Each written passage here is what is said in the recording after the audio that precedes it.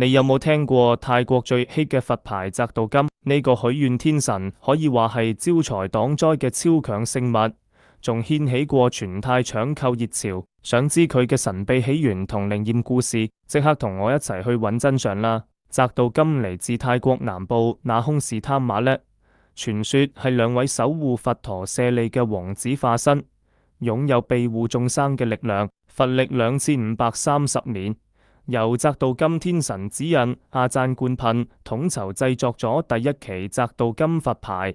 有信眾分享戴咗翟道金之後，生意爆升，貴人幫手，甚至化險為夷。有個商人供奉之後，業績翻倍，仲有個信徒喺車禍中期生還，因而掀起咗翟道金熱潮，開啟現代傳奇。其他名師例如龍婆龍內、阿贊初都有打造經典版本。翟道金中意正直嘅人，許願要合理同多做好事，先可以發揮最大力量。想試試翟道金嘅財運同守護，快啲聯絡我哋簡一專啦！喺留言同我分享你嘅故事，唔好忘記 like、share 同訂閱。